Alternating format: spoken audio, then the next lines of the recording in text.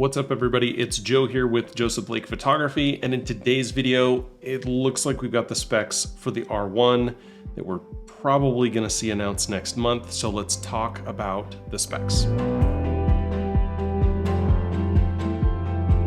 Before we jump into the video, really quick, a plug for the channel. My name is Joe, this is Joseph Blake Photography. On this channel, we talk about specs and reviews and news and gear and photo adventures and all that good stuff. I've been on YouTube since 2017, but I took a year off for the birth of my daughter and my channel got demonetized, my site broke, my Facebook account got hacked, my Instagram account got deleted, and I'm definitely in a bit of a rebuilding phase. So I would really appreciate your support in hitting subscribe and like. If you're interested in videos like this, it tells the algorithm that I'm doing the right thing. Enough of that, let's hop into the news. About a week or so ago, I posted a video onto my channel about the fact that the R1 was going to be coming with specifications that were going to be a little bit different than what we had anticipated. I think everybody was looking for the mega monster in every single category, and what Canon may have started introducing was something a little more conservative, at least on the spec side, at least on the resolution and frame rate and video and that sort of thing side. And so what it looked like we were going to be getting was a more consistent R or 1 series camera that would be for sports shooters, action shooters, wildlife photographers, photojournalists, whereas the R5 series would continue to be the video camera on the stills side of the business that isn't a cinema camera. If you follow Canon, I think you know a little bit of what I mean. But I said in that video that the specs that we were going to see were going to be a little bit different than I think what we were expecting. And now that we've seen some of the leaked specs, and these are about an 80% probability of being real, there are definitely models out in the field being used that have some of these specifications. But you're here for the numbers, so let's take a look at it. Resolution on the sensor, 30 megapixels. I said in my last video, it's gonna be somewhere between 24 and 35, maybe 30, split the difference. I even love the fact that the 30 megapixel has been something that they had in the 5D Mark IV. It was in the R when it was first released. I think that's a sweet spot, I think, for Canon cameras on the resolution side. 30 megapixels, I think that's what we're gonna see, and that's what these specs are telling us. But there's an interesting component to this sensor, that it is stacked style, meaning that it's not actually a fully stacked sensor. I think it's actually just gonna be a sensor that is so fast that it doesn't matter if it's stacked, it doesn't matter if it's a global shutter, it's close enough. So how fast is it, you ask? It's going to have a full electric shutter, faster than any mechanical that we've ever seen. And that is because of the fact that it has a 0.8 millisecond read time. Think about that for a second. 0.8 milliseconds. At least that's what these specs are telling us. This is translated, so maybe that's off, but if that is correct, it would make some of these other numbers make sense, and it would kind of make a little bit of sense as to why they're describing it as stacked like or stacked style as opposed to a fully stacked sensor or having a global shutter, which I'm not seeing in these specs, but that is fast enough. If it's 0.8 milliseconds, it's 4 times faster than the fastest consumer or professional camera out there right now, which is the camera from Nikon. So the Z9 has a 4 millisecond global shutter, and this is talking about a 0.8 millisecond electronic shutter. That is just absolutely insane. With that, you get 1/1250th of a second flash sync time. So for folks who are going to be using this for portrait or studio photography, that is huge. If you're trying to do marketing shots where you're doing crazy action stuff and splashing models and getting paint everywhere and, I don't know, hamburgers with ketchup, I'm sure that there's a reason for that. But that is crazy fast. That's 5 times faster than what most Canon cameras are able to do, which is 1/250th. They're also adding a new level of their C-RAW or Canon RAW image format to increase the compression from 1:2 to 1:3. So these will be smaller files. We'll have to get samples and actually shoot with the camera to actually see what the difference is when you're shooting at those different compression ratios. But here's why they've introduced that. At the 1:2 ratio at the C RAW format, you're going to be able to shoot 40 frames per second. And you can just do that forever. So the buffer will be fast enough to do 40 frames a second until your cards completely fill up. But at the 1:3 ratio, they're actually able to increase that number up to 60 frames per second. So 60 frames per second at the 1:3 ratio C RAW file type. You're also going to be getting a 240 frame per second burst mode with a 1-second preview. We don't know how long that'll go for.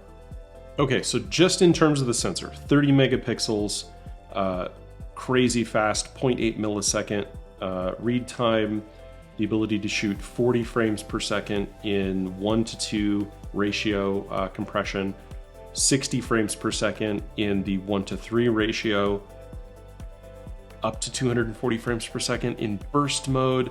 Also, we're hearing 16-bit RAW is an option. We don't know how that will limit its ability to shoot speed, but 16-bit RAW is pretty amazing. Also, one more feature, and again, we're still on the stills side of things, is the ability to do in-camera RAW focus stacking. So you can shoot a series of images at, I would assume similar to how you can do a bracketed image. You might be able to do almost a bracketed stacked RAW image within the menu system in the camera. And then it would bring all that together for you. Okay, that's just the stills side of things. I mentioned in my previous video that this is a stills camera. Canon sells this camera for stills photography. This is not their cinema camera. It's not even gonna be the R5 in terms of its video capability. It is a still shooter for sports and action photography and studio photography. Photojournalists, that's what this is for. So everything that I just detailed on the sensor makes perfect sense if that's what this camera is for. The other thing that makes perfect sense, if that's what this camera is going to continue to be for, is the focus system. I still think that this is going to be coming with quad pixel AF. It is not mentioned in the rumored leaked specs that we have today. But I will say, I still think it's coming. Regardless, they are saying that they're using AI-driven focus technology, as well as exposure enhancement. I'm not really sure what that means, but I'm sure we'll see more information soon. In addition to an improvement in the prediction model for focus tracking of objects in motion. Now, it's already been doing this for the last couple of years on the Canon side with their dual pixel autofocus 2.0. That does really well. I don't know how predictive that is versus just being super fast at identifying and tracking objects. Most of the neural component of that is the object itself and identifying it as the object that it needs to track. In this case, it's saying it'll also do predictive tracking. That's interesting. I actually mentioned something along those lines in a previous video where I talked about the iPhone 16 and 17 Pro and whether or not the additional sensor area on the cameras that are coming out in the next 2 years would be able to do predictive tracking, which would be super awesome, especially if the only camera that you have in your pocket is your phone. Okay, so 30 megapixels, super fast readout times and frame rates. Amazing auto focusing now. Again, I still think we're gonna get quad pixel AF. Better dynamic range. They are officially claiming better dynamic range than the R3 and the R5. Now, if we just ended it there and said, that's it, that's all they're doing, this is gonna be an amazing photo stills camera for speed and action and studio, then it would be a phenomenal camera and we could leave it at that. But they do include some pretty amazing details for their video side of things. So let's switch over to the video side. So in my previous video, I said this is not going to be an 8K camera. They're going to leave 8K to something that the R5 series is going to handle. But it still has a 30 megapixel sensor, not enough for 8K, but enough for 6.7K. So we're going to get 6.7K at 60 frames per second in camera, as well as 4.2K at 120 frames per second. And they will shoot both of those formats directly in camera, and they will shoot in the Cinema Raw Lite format. On the 4K side, it will be able to shoot full DCI as well as APS-C, and it is getting log 2 and log 3. So you can put this camera with your other cinema cameras as a B cam potentially, and it can definitely hop in there and be a part of your kit. They also mentioned that it would have an improved body for better hand holding. I know the R3 definitely had a lot of improvements in terms of the hand feel. Very sleek, very cool.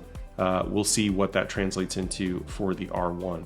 Not mentioned though in the specifications that we have today is anything related to eye tracking AF or the improvement thereof.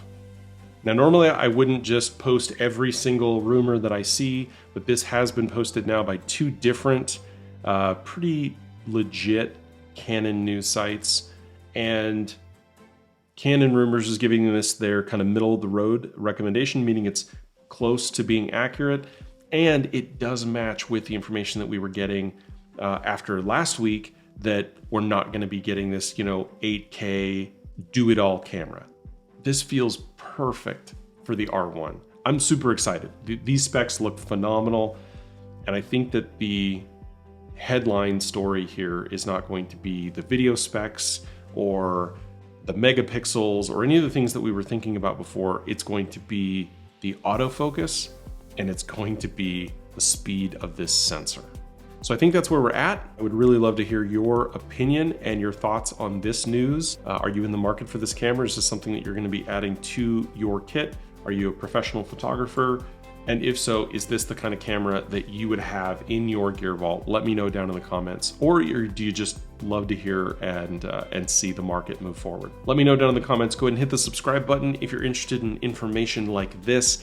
Even if you're not, I would really appreciate it if you hit the like button. It tells the algorithm that I'm doing the right thing. And I will see you in the next video.